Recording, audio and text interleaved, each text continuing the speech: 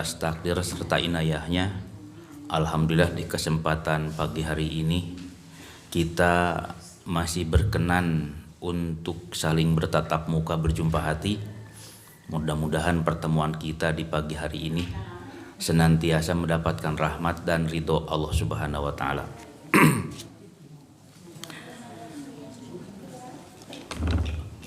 Hadirin hadirat rahimakumullah, di dalam hadis riwayat Imam Al-Bukhari, hadis nomor 6632 dari Abdullah bin Hisham, Rasulullah SAW memegang tangan Umar ibn Khattab. Kemudian Umar berkata kepada Rasulullah, "Ya Rasulullah, la anta ahabu ilayya min kulli syai' ila nafsi." Wahai Rasul, Anda itu adalah orang yang paling aku cintai kecuali aku. Kemudian Nabi menjawab, "La walladhi nafsi biyadih." Tidak Umar, demi Allah, hatta akuna ahabba ilai min nafsika. Aku harus lebih engkau cintai, termasuk juga dirimu. Maka Umar berkata, "Fa innahul an wallah la anta abu min nafsi." Kalau begitu ya Rasulullah, demi Allah, engkau adalah orang yang paling aku cintai, termasuk diriku. Engkau adalah satu-satunya orang yang paling aku cintai di muka bumi, tidak ada yang lain. Maka kata Nabi, "Al-an ya Umar." Sekarang baru imanmu benar wahai Umar. Hadis Imam Al-Bukhari. Hadirin hadirat rahimakumullah. Jadi di antara syarat keimanan seseorang itu, di antara syarat menjadi muslim sejati itu, dia wajib memuliakan nabinya, dia wajib memuliakan rasulnya. Akan dianggap gagal iman seseorang kalau dia mengaku muslim, mengaku mukmin, tapi dia tidak memuliakan Rasulullah, dia tidak mencintai nabinya. Nah, di dalam Al-Quran kita bukan hanya dituntut agar iman kepada Allah, akan tetapi juga dituntut untuk iman kepada Rasulnya. Oleh karena itu, kenapa kalau orang masuk Islam 2 kalimat syahadat, syahadat kepada Allah, syahadat kepada Rasul. Makanya sekali lagi gagal orang yang mengaku muslim, mengaku mukmin, tapi dia tidak memuliakan Rasulullah SAW. Ada buku yang sangat populer yang ditulis oleh seorang Yahudi, Michael Hart namanya. Nah, buku ini memuat 100 tokoh paling berpengaruh di dunia. 100 tokoh paling berpengaruh di dunia. Maka dalam buku ini dimuat tokoh-tokoh dunia, tokoh-tokoh besar. Di sana diungkapkan tentang seorang Isaac Newton yang dikenal dengan seorang ahli fisika terkemuka yang dikenal dengan teori gravitasinya. Di sana disampaikan juga tentang Galileo, seorang astronom besar dengan secara akurat menemukan teori heliosentris, dan seterusnya. Sampai 100 tokoh dunia diungkapkan. Namun yang menarik ternyata apa? Sang penulis Michael Hart yang Yahudi ini menempatkan Muhammad sebagai ranking pertama. Nabi Muhammad menempati urutan awal, mengalahkan tokoh dunia yang lain.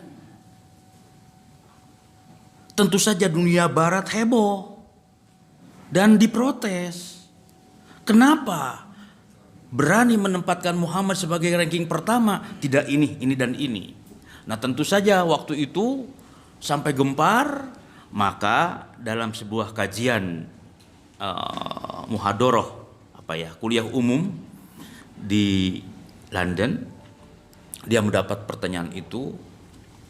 Nah, kemudian salah satunya ini, apa alasan Anda menempatkan Muhammad sebagai tokoh paling sentral? Apa istimewanya? Maka sang penulis menjawab, "Ya, saya menempatkan Muhammad itu adalah paling istimewa dan tidak ini dan ini." Kenapa? Muhammad itu semenjak dia lahir sampai wafatnya. Sekali lagi, Muhammad itu semenjak dia lahir sampai wafatnya, dia itu belum pernah berbohong, walaupun cuma sekali. Walaupun cuma sekali dia tidak pernah berbohong. Dia balik bertanya, tokoh mana yang hidupnya nggak berbohong? Orang tukang ibul melulu? Tokoh mana? Maka semua hadirin diam. Semua hadirin diam. Nah, maksud saya, kalau Yahudi saja mengakui keagungan Rasulullah, kemuliaan Rasulullah, lalu bagaimana dengan kaum muslimin sendiri? Alangkah buruknya dia kalau dia mengaku muslim, mengaku mukmin, tapi dia tidak memuliakan Rasulullah. Makanya saya katakan tadi, di antara syarat mutlak keimanan seseorang itu, dia wajib memuliakan Rasulullah, memuliakan nabinya, mencintai Rasulnya. Nah, balik kepada kita, ari orang geus mencintai nabi, itu pertanyaan. Udah Ustadz, saya sholawatan terus misalnya gitu, maulid jalan terus, apakah sebatas di sana? Itu jadi masalah. Apakah cukup dengan seperti itu? Hadirin hadirat rahimakumullah,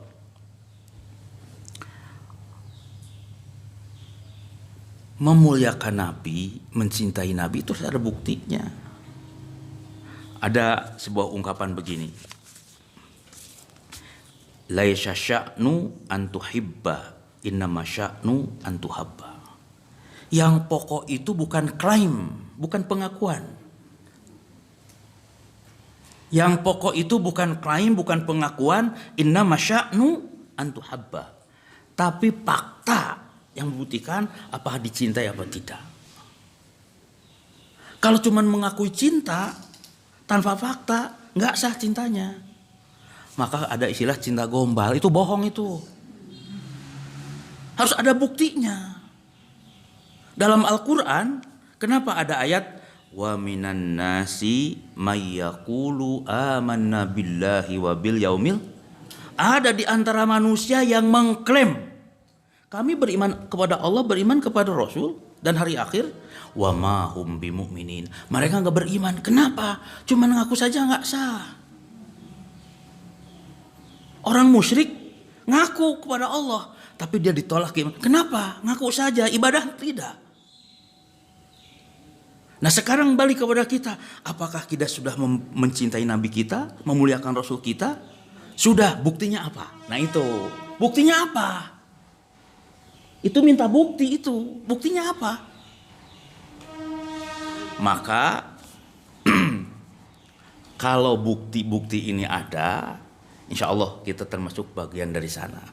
Apa Ustadz diantaranya? Yang pertama, kalau orang mencintai Nabi itu, dia harus menempatkan posisi Nabi di atas segala-galanya setelah Allah Subhanahu wa Ta'ala. Sekali lagi, ciri bukti bahwa dia memuliakan Rasulullah, mencintai Nabi itu, dia akan menempatkan posisi Nabi di atas segala-galanya setelah Allah Subhanahu wa Ta'ala.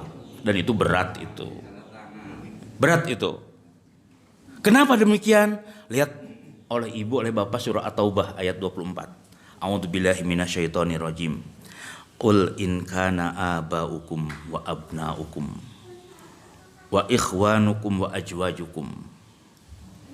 Jika sekiranya bapakmu, anakmu, saudaramu, wa ashiratukum, keluargamu, wa amwalun iktarabtumuha, perdagangan harta yang engkau usahakan, wa tijaratun tahsyauna kasadaha, dan bisnis yang dikhawatirkan kerugiannya, wa masakinu tardaunaha, dan tempat tinggal yang engkau ridhoi, yang engkau sukai, ahabba ilaikum minallah wa rasulih, lebih engkau cintai daripada Allah dan Rasulnya, dan jihad di jalan Allah, maka kata Al-Quran, patarabbasu hatta ya'til bi amr. Tunggu sampai Allah memutuskan perkara itu. Jadi bukti bahwa kita memuliakan Nabi, mencintai Nabi itu harus berani menempatkan Rasulullah di atas segala-galanya dalam kehidupan kita setelah Allah Subhanahu wa Ta'ala. Dan ini berat gitu. Umar ibnu Khattab, siapa? Bukan Umar ibnu Khattab. Sa'ad bin Abi Waqqas. Sa'ad bin Abi Waqqas itu termasuk 10 sahabat yang dijamin masuk surga. Dan dia saat perjuangannya yang pertama melepaskan anak panah kepada orang-orang kafir, itu dia. Usianya 17 tahun. Itu Sa'ad itu. 17 tahun dia yang pertama kali melepas panah kepada orang, sebelum orang tua.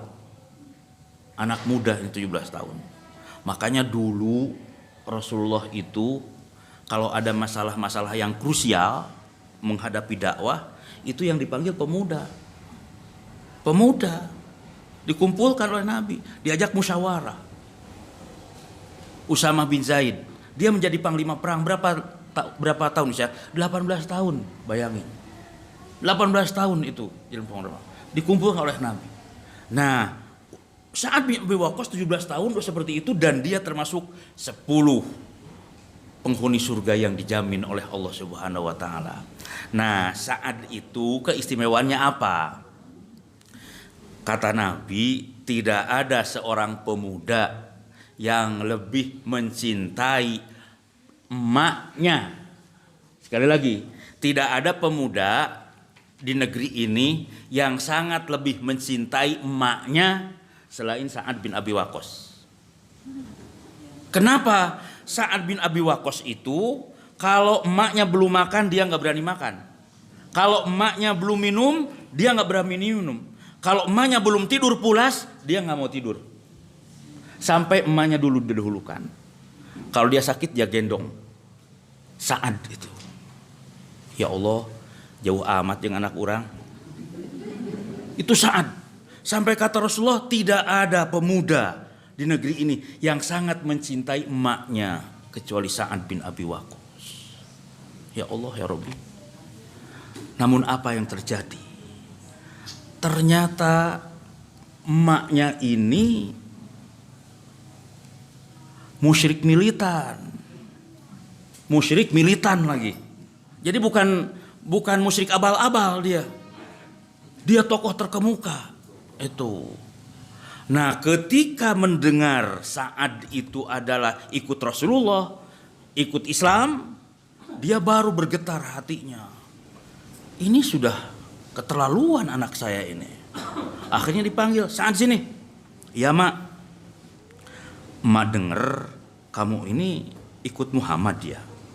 Emang kenapa mak? Dengar Ad. Kau jangan mendekati dia. Bahaya itu. Bahaya. Mak, yang Sa'ad tahu tidak seperti yang mereka katakan. Muhammad itu adalah orangnya istimewa. Makanya aku ikut dia. Tidak. Tidak. Kau harus meninggalkannya. Sampai mak, insya Allah kalaupun emak tidak mau masuk Islam, Sa'ad sebagai anak emak akan tetap berbakti sama emak. Emak nggak sholat nggak apa-apa, Sa'ad akan tetap bakti sama emak. Kata emaknya, tidak. Ma aku wala asyrabu hatta salasi layalin. Pokoknya emak tidak akan makan, emak tidak akan minum selama 3 hari 3 malam. Emak mau mogok makan. Waduh, diancam. Emak mau mogok makan. Saat bingung dia. Waduh, kalau sampai begini bagaimana? Kalau sekarang ikut tetap dalam Islam, emaknya wafat. Kalau dia ikut emaknya, Islam ditinggal. Terjadi pertarungan akidah. Akan tetapi saat mengatakan tetap dia cinta sama emaknya. La taf'al hada ya ummi. Jangan lakukan itu ma. Jangan lakukan itu. Insya Allah saya akan tetap bakti sama emak. Walaupun emak bukan muslim. Walaupun emak tetap musyrik. Saat akan tetap bakti sama emak sebagai orang tua. Tidak, kata emaknya. Pokoknya emak rek mogok makan. Itu. Mikir dia. Sampai 3 kali jangan lakukan itu. Akhirnya saat menangis. Dan dia katakan, mak, ya sudah. Sekarang begini saja. Kalau emak mau mogok makan, silahkan saja. Ma taraktu hadza, tapi aku tidak akan pernah meninggalkan ajaran Rasulullah. Emak sekarang mau membawa makan silahkan. Aku tidak akan meninggalkan ajaran Rasulullah. Bayangin, Sa'ad lebih memilih agamanya daripada emaknya. Ini bukti cinta kepada Rasulullah. Diancam itu. Diancam. Tapi ternyata emaknya nggak tahan juga, kayaknya lapar dia. Makan juga ini. Makan juga nggak tahan dia. Itu ya. Itu. Nyerah itu. Kemudian ada lagi suami istri. Seorang suami kemudian dia berperang meninggalkan keluarga. Anaknya 2, istrinya 1 ditinggal waktu itu. Untuk apa berjuang? Ternyata di medan pertempuran sang suami terbunuh. Datang kabar kepada istrinya. Innalillahi wa inna ilaihi raji'un. Ini adalah sebuah musibah bagi sang istri. Akan tetapi dengan terbunuhnya suami tidak membuat dia jadi gugup. Dia tidak menjadi resah. Sedang itu sudah takdir Allah, maka dia segera menemui kedua putranya. Anakku, ayahandamu terbunuh di medan juang. Sekarang tinggal engkau berdua. Gantikanlah perjuangan ayahandamu. Pergilah. Bayangin, disuruh pergi itu. Maka kedua putranya pergi, bertempur, wafat juga kedua-duanya. Artinya apa? Dalam satu waktu sang ibu ini harus kehilangan 3 orang nyawa. Ya Allah ya Rabbi. 3 orang nyawa yang dicintainya. Pertama istrinya, suaminya, yang kedua putranya. Dalam satu hari. Itu musibah berat itu. Akhirnya begitu selesai pertempuran, maka para sahabat pulang ke Madinah, disambutlah oleh keluarga masing-masing. Pada turun, termasuk sang ibu ini. Dia turun menyambut siapa? Suami sudah wafat. Kedua anaknya wafat. Ternyata dia mencari Rasulullah. Begitu ketemu dengan sahabat, bagaimana dengan Rasulullah? Kata para sahabat, alhamdulillah, Rasulullah selamat. Dia cari. Begitu ketemu dengan Rasulullah, ya Rasulullah, aku kehilangan 3 orang nyawa yang aku paling cintai. Suamiku dan kedua putraku. Aku harus hidup sebatang kara. Dan ini musibah sangat berat bagiku. Akan tetapi ya Rasulullah, dengan selamatnya Anda, musibah ini terasa ringan. Ya Allah ya Rabbi. Rasulullah sangat berat bagi sang ibu ini. Kalau ibu lebih cinta Rasul, cinta suami.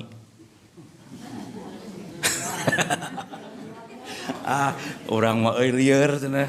Aduh, ya Allah. Ini artinya apa? Bahwa posisi Nabi itu ditempatkan segala-galanya. Pertanyaannya, kenapa mesti Rasulullah? Pertanyaannya, kenapa Rasul harus ditempatkan di atas segala-galanya setelah Allah Subhanahu wa taala? Yang pertama, ibu kalau sholat ini minimal 17 kali ya. Kita ulang nih. Ihdinas siratal mustaqim, ya Allah, bimbing kami semua kepada jalan yang lurus. Siratal ladzina an'amta alaihim, yaitu jalan yang Engkau beri nikmat atas mereka. Ghairil maghdub, bukan jalan yang Engkau murkai, waladhdallin, dan bukan jalan orang tersesat. Jadi ada 3 model jalan di sini. Al-mun'am, jalan yang diberi nikmat, siratal mustaqim. Al-maghdub, jalan yang dimurkai oleh Allah. Ad-dhalun, jalannya orang-orang yang sesat. Al-mun'am siapa? Para nabi, para syuhada, sidikin dan solihin. Al-maghdub siapa? Orang fasik dan munafik. Ad-dhalun siapa? Di antaranya orang Yahudi. Dan 17 kali kita mohon kepada Allah, ya Allah, bimbing kami semua kepada jalan yang lurus, jalannya para nabi, para syuhada, sidikin dan solihin. Ghairil maghdub, bukan jalannya orang fasik dan munafik, waladhdallin, dan bukan jalan orang sesat seperti orang Yahudi. 17 kali kita. 17 kali. Cuman pertanyaannya, siapa yang dapat membimbing kepada jalan yang lurus itu?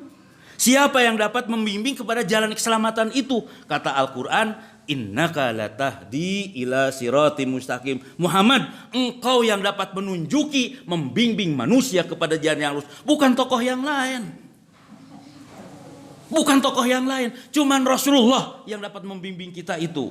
Oleh karena itu, posisi Nabi tidak boleh tergantikan dengan tokoh manapun, apalagi cuman tokoh politik. Iya mau jadi sakral banget kayaknya. Apalagi tokoh politik gitu. Cuma Nabi. Makanya kenapa posisi Nabi harus ditempatkan di atas segala-galanya. Yang kedua, kenapa Rasulullah harus ditempatkan di atas segala-galanya? Nah, Ibu, kita semua calon mati ini. Iya, semua calon wafat. Saya Ustaz Slamet, insya Allah. Gitu. Gitu. Semua insya Allah itu ya. Kan atau eta mah udah jatah nah kan. Makanya kalau ganti tahun itu, kalau para sahabat, para nabi itu berdoa. Salafus soleh ganti tahun tambah usia mereka banyak menangis. Nah orang, ya Allah, belum jagong kalau gitu ya. Mestinya itu jadi fikir bagi kita. Nah Rasulullah SAW, kalau misalkan ada saudara yang wafat, kaum muslimin yang wafat, maka diperintahkan untuk apa? Menyolatkannya. Lihat kalimatnya, lihat doanya. Allahumma gfir lahu warhamhu wa'afihi wa'fu anhu wa akrim nuzulahu wa wasi madkholahu. Kalimat hu ini buat siapa? Mayit. Allahumma gfir lahu, ya Allah ampuni dia, warhamhu, rahmati dia, terus pakai hu. Untuk siapa? Untuk mayit. Kenapa? Dia umat Muhammad. Kalimatnya satu demi satu disebutin. Untuk apa? Untuk umat Muhammad. Untuk umat Muhammad. Begitu selesai disolatkan, maka si mayit dimasukkan ke dalam keranda, dibawa ke pemakaman. Begitu sampai di pemakaman, Nabi berdiri. Kata Rasulullah, istaghfiru li akhikum. Kalian semua mohon ampun kepada Allah untuk saudaramu ini. Wasallallahu tasbita. Dan kalian mohon kepada Allah agar dia diberikan ketetapan hatinya. Fa innahul an yus'al. Sebentar lagi dia akan ditanya. Ditanya apa? Dunia? Ditanya dunia? Tidak. Yang ditanya itu adalah keterkaitan kita dengan Rasulullah. Di antaranya, ma ilmuka bihadar rajul. Siapa orang ini yang kau kenal? Kalau bisa jawab selamat, kalau tidak celaka itu. Man nabiyuka? Rasulullah SAW. Jawab selamat. Tapi kalau tidak, malaikat sudah siap dengan gendir dua kiri kanan. Begitu tidak bisa jawab, kelepok ininya nih, ditakol. Itu payasihu sehatan, dan dia berteriak dengan teriakan yang sangat dahsyat. Satu teriakan akan tetapi kedengaran oleh seluruh makhluk ila tsaqalain, kecuali jin dan manusia. Kecuali jin dan manusia itu nggak dengar. Sebab kalau kita dengar repot juga gitu. Itu sebabnya kenapa sebelum salam fil alamina innaka hamidum majid atau innaka hamidum majid, Allahumma inni a'udzubika min adabi jahannam wa min adabil qabri. Kenapa? Itu nggak mudah. Kira-kira ibu bisa jawab kayak apalkeun berarti ayeuna? Bukan begitu. Itu. Bukan itu masalahnya. Begitu dia masuk liang lahat, Rasul berdoa, dia akan ditanya. Tanya apa? Tentang agama kita. Termasuk salah satunya itu keterkaitan kita dengan Rasulullah hari ini bagaimana. Kalau hari ini ada akses dengan Nabi, insya Allah kita selamat. Tapi kalau tidak ada akses dengan Rasulullah, terputus kita. Begitu rata dengan tanah, Nabi tetap mengatakan, inna hadal kubur mamlu'atun dulmah. Penghuni kubur ini akan mengalami kegelapan yang dahsyat di dalamnya. Wa annallaha akan tapi Allah yunawwiruha akan memberikan cahaya ke dalamnya bisolati alaihim dengan sebab doaku kepada mereka, kata Rasulullah. Umat Muhammad pada saat mereka nanti wafat akan berhak mendapatkan doa dari Rasulullah. Kita tidak pernah berjumpa dengan Nabi, kita tidak pernah dialog dengan Rasulullah. Jangankan berjumpa, jangankan dialog, mimpi pun tidak.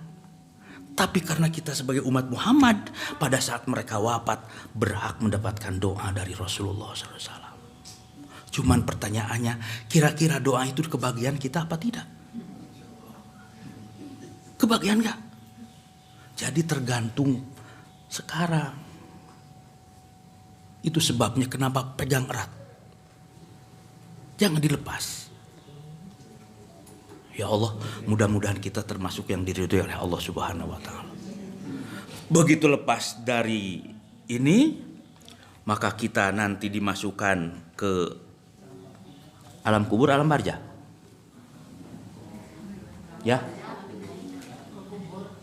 Bukan alam barzah. Barzah heula, kubur heula. Di kuburnya. Ah, Ibu, kuburan bukan pekuburan. Sebab kalau kuburan pekuburan sebagaimana secara fisik ada orang yang mungkin ada yang wafat kebakar. Wafatnya kebakar. Yang tersisa abunya katiup angin deui. Ngumpulkeun ge hese. Rek dikubur di mana? Berarti dikubur. Ditanya ku malaikat. Itu mamaot teh mendingan diduruk we geus. Tetap dia masuk ke alam kubur. Makanya alam kubur disebut barzakh. Barzakh itu apa? Dinding penghalang antara dunia dan akhirat. Marojal bakhraini yaltaqiyan. Allah membiarkan dua laut saling bertemu. Itu kan? Saling bertemu. Dan di antara dua laut itu barzakhun, ada barzah la yabdian yang tidak saling melampaui. Itu laut apa? Itu sampai sekarang ada laut. Sampai penelitian antara laut yang sebelah sini dengan sebelah sini ikannya nggak bisa saling bertemu. Tengah hiji itu. Dan itu diabadikan oleh Al-Quran. Sehingga ada sarjana Prancis, profesor Prancis, kunaon ieu saya tengah hiji wae, diteliti, nggak berhasil. Nanya kepada kawannya yang muslim, ini disebutkan dalam Al-Quran, baru dia masuk Islam. Ini adalah bukti mujizat Allah Subhanahu wa taala di dunia itu. Nah, jadi barzakh itu dinding antara dunia dan akhirat. Encan ke akhirat mah. Makanya masih panjang hidup itu. Jadi keliru kalau ada orang mengatakan diantar jenazah ini sebagai tempat istirahat yang terakhir. Cek sah terakhir, benar-benar terakhir. Rek ditanya jawabannya teh bukan terakhir, keliru kalau dikatakan itu tempat istirahat terakhir. Karena keliru sejak awal bahwa kuburan sebagai istirahat terakhir bagi orang tertentu, kuburan itu dimewahkan. Ngama bisa istirahat. Sabaraha eta nu di Karawang eta paling murah. San Diego Hill gitu. Sakitu pokokna mah. Tempikeun ka aya kolam renang sagala. Ya Allah ya Rabb. Sarua rek dikubur di leuweung, rek kubur ieu sarua wae. Itu dan yang menjadi pengaruh mah bukan karena kuburannya, amal solehnya yang akan membawa kita gitu ya. Dah, kita insyaallah mudah-mudahan kita bisa jawab dan kita diridhoi oleh Allah Subhanahu wa taala. Kenapa kita wajib mencari? Tadi diantaranya pertama, yang membimbing kita adalah cuma Nabi, bukan tokoh yang lain. Yang kedua, ketika kita wafat kita didoakan oleh kaum muslimin, termasuk Rasul doanya kepada kita. Dan yang ketiga, pada hari kiamat nanti yang paling sibuk terhadap umat itu Rasulullah.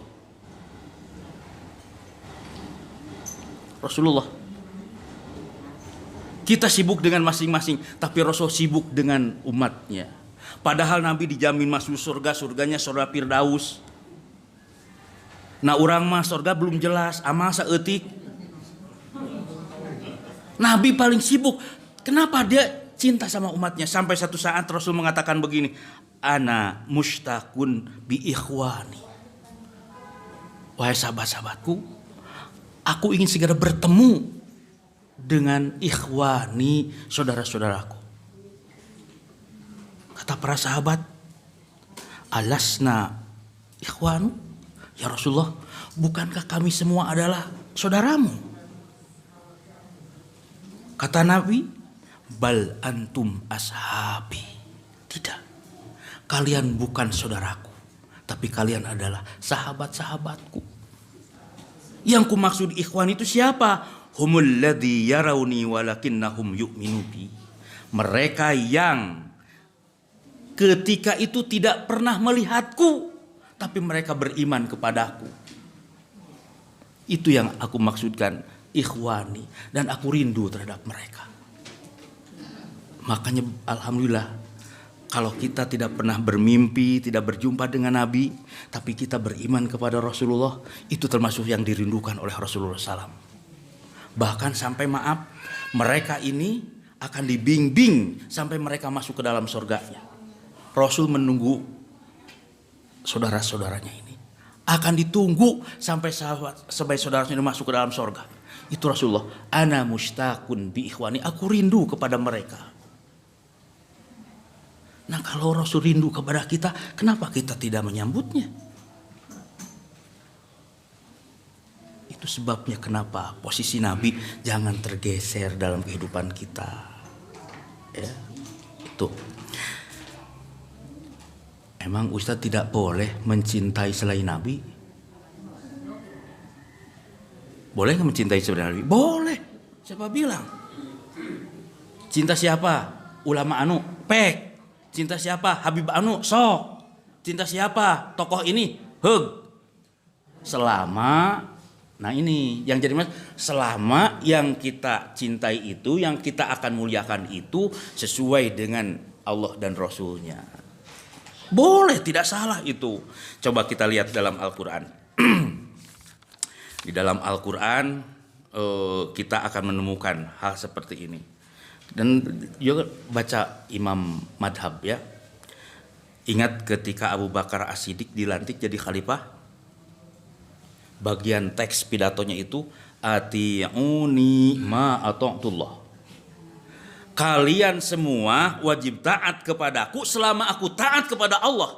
Fa in asyatullah wa rasulah, tapi bila mana aku menyimpang dari Allah dan Rasulnya, fala ta'ata li alaikum, tidak ada ketaatan kepadaku. Itu kata Abu Bakar.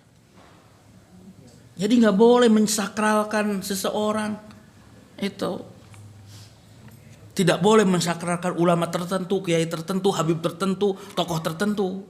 Boleh selama dalam koridor yang benar sesuai Al-Quran. Tapi kalau menyimpang tidak ada ketaatan. Makanya ada hadis la ta'ata fi maksiatil khaliqi, tidak ada ketaatan bila menyimpang atau maksiat kepada makhluk, kepada al-khaliq.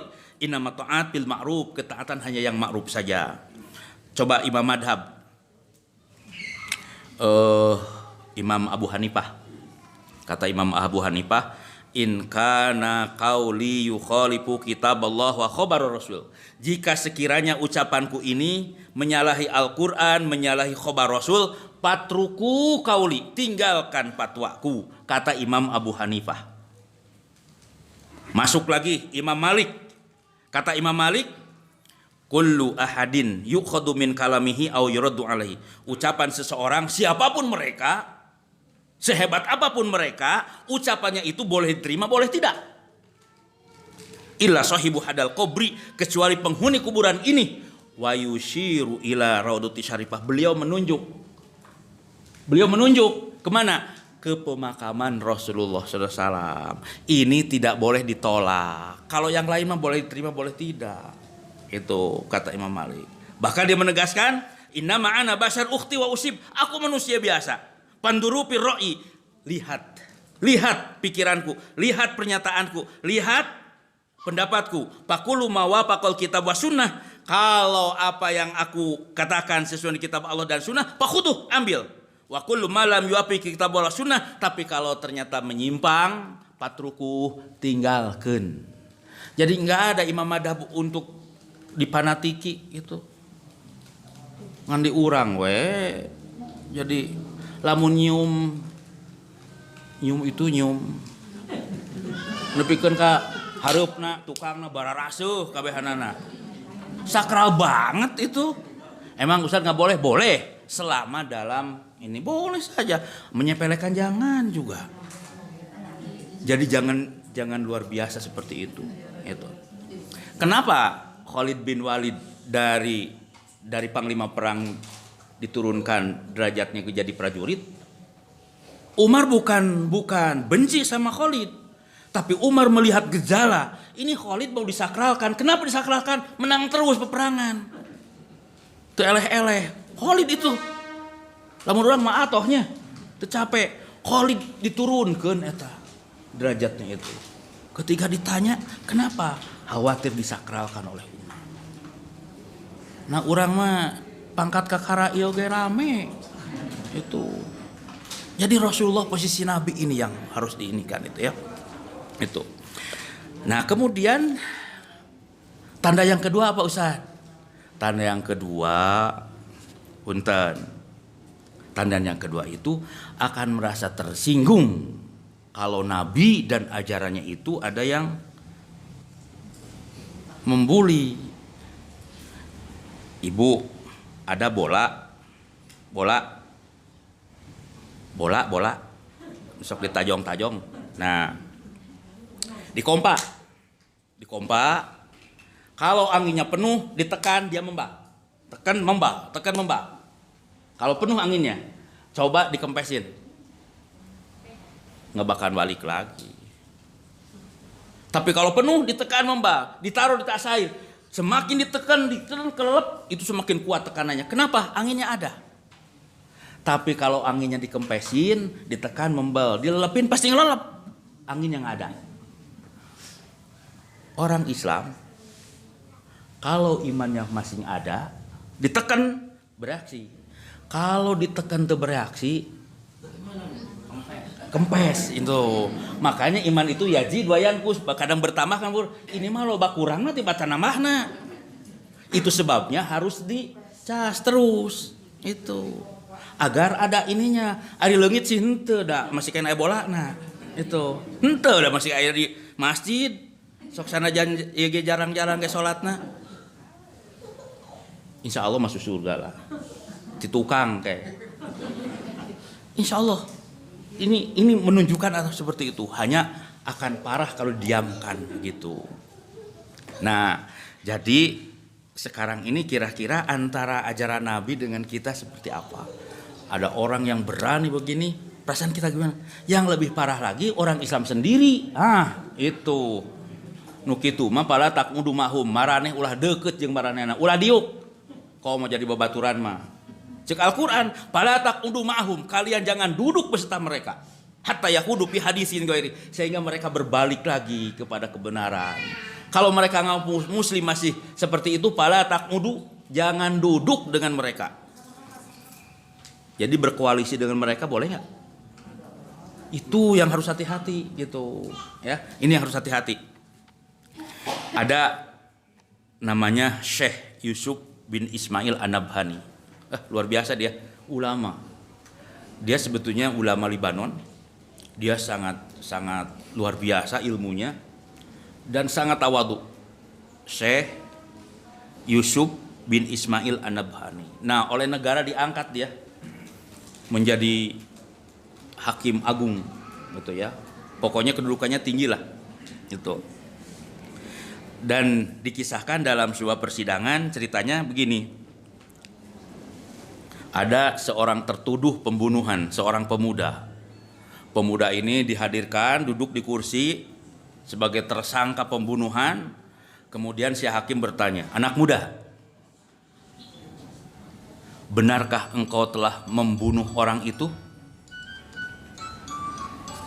Ngeganggu aja. "Benarkah Anda telah membunuh orang itu?" Kemudian kata anak buta, "Benar Tuan Hakim, saya telah membunuhnya." "Kalau boleh tahu, kenapa Anda begitu tega membunuh orang tersebut? Apa alasannya?" "Tuan Hakim, saya membunuh orang itu karena dia telah menghina Rasulullah di hadapan mataku. Ketika dia membuli Rasulku, maka emosiku meningkat sampai ke otak. Tanganku refleks bergerak sehingga aku membunuh dia. Si hakim diam. Akhirnya kata hakim, anak muda, tangan mana yang kau gunakan untuk membunuh orang itu? Yang kiri apa yang kanan? Yang kiri apa yang kanan? Anak muda berdiri, Tuan Hakim, tangan kanan saya yang dipakai untuk membunuh orang itu. Kata si hakim, baiklah. Begitu dia duduk, si hakim malah bangkit. Keluar dari mejanya, menemui anak muda ini. Ditarik tangannya, dicium 3 kali. Kata si hakim, anak muda, tangan inilah tangan yang akan mengantarkanmu ke surga. Tangan ini tangan yang akan mengantarmu ke surga. Kemudian si hakim balik ke para hadirin, ayuhal hadirin, ayuhal hadirat, wahai hadirin sekalian, saksikanlah, mulai hari ini saya akan melepaskan jabatan saya sebagai hakim mulia di negeri ini. Kenapa? Saya tidak akan sanggup menghukum seseorang yang telah membunuh dengan sebab membela Rasulullah SAW. Ayat diurang. Oh Allah Rabbi. Itulah Rasulullah. Nah, minimal makanya naon lah gitu itu. Jadi salah satu syarat mutlak kebenaran di antara wajib memuliakan Rasulullah SAW. Nah yang terakhir, yang ketiga, dalam kehidupan Rasulullah itu ada 2 dimensi. Kata Al-Quran, a'udzubillahi minasyaitonirrajim. Laqad kana lakum fi Rasulillah uswatun hasanatun. Sungguh ada suri teladan yang baik pada diri Rasulullah. Liman kana yarjullah, dan seterusnya. Dalam kehidupan Nabi ada 2 dimensi. Ada dimensi biologis, ada dimensi ideologis. Kalau posisi Nabi dilihat dari dimensi biologis, sekali lagi, ketika posisi Nabi dilihat dari dimensi biologis, posisi Nabi tidak ada bedanya dengan kita. Kata Al-Quran, qul innama ana basyarun mislukum. Katakan oleh Muhammad, aku ini manusia biasa seperti kalian dari dimensi biologisnya. Kalau kita tidak makan terasa lapar, Nabi pun begitu. Kalau kita tidak minum haus, Nabi pun demikian. Kalau kita tidak tidur akan terasa ngantuk, Nabi sarwa. Itu dimensi biologis. Yang kedua, dimensi ideologis. Kalau dimensi ideologis, posisi Nabi berbeda sama sekali dengan kita. Berbeda sama sekali dengan kita.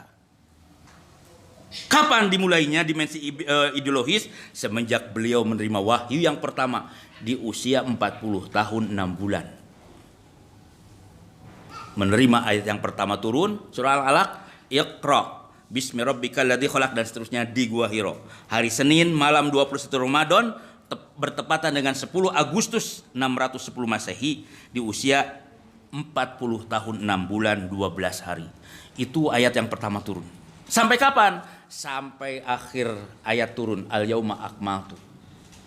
Sehingga jumlah Al-Quran 30 juz, 6.600 sekian ayat. Itu kehidupan dimensi ideologis. Yang jadi pertanyaan, yang menjadi teladan bagi kita itu kehidupan biologisnya apa ideologisnya? Ya?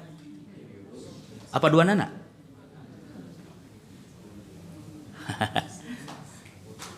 Dua nana ada dua anak kumaha. Berarti lebih titik beratnya kepada ideologi. Rasul sudah nggak ada. Emang boleh? Boleh. Ketika Nabi berwudu dulu, Nabi berwudu, nyaris air wudunya tidak jatuh ke tanah. Kenapa? Direbutin oleh para sahabat. Kemudian air wudunya dikesiniin. Kenapa? Seluruh tubuh Rasul berkah. Dari mulai ujung rambut sampai jempolnya itu berkah. Bahkan air keringat Nabi itu berkah. Makanya kalau beliau tidur siang, ininya berkeringat, dikumpulin keringatnya, masukin ke kayak PPO gitu. Nabi itu mah orang mah bisa lah. Karena berkah gitu, ya. Itu fisik gitu, ya. Nah, sekarang kan nggak ada. Siga begini giningannya Ali bin Abi Thalib. Nanti lagi tadi pemuda. Nabi mau menyerahkan royah-royah itu bendera perang. Itu yang dicari oleh Nabi pemuda. Dicari oleh pemuda. Ali masih belasan tahun. Kata para sahabat, ya Rasulullah, Ali sedang sakit. Kami sajalah yang akan. Tidak, panggil dia. Dipanggil. Kenapa kamu Ali? Sakit. Sakit apa? Mata. Ini bengkak. Sini. Oleh Nabi ditiup. Bah, diludahin. Bah. Melotot.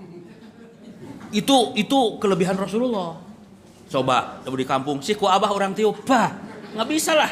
Itu kelebihan Rasulullah. Itu. Nah sekarang Rasul nggak ada. Akan disamakan dengan kiai. Cikobok kiai jadi berkah. Begitu enggak. Nah berarti yang tersisa ideologisnya, ajarannya sekarang itu. Jadi berpegang teguh kepada ajaran Rasulullah. Makanya kata Nabi dikatakan tamassaku biha. Pegang teguh itu. Alaikum binawajid, gigit dengan gerahmu. Yang mau digigit itu mungkin rontok gigi itu. Tapi itu harus kuat itu, pegang itu. Nah kembali, kenapa kita wajib memuliakan Rasulullah? Karena posisi Nabi itu pertama yang membimbing kita. Tidak ada tokoh lain. Termasuk ya di ormas juga. Ormas apapun nggak ada. Apalagi cuma partai politik gitu ya.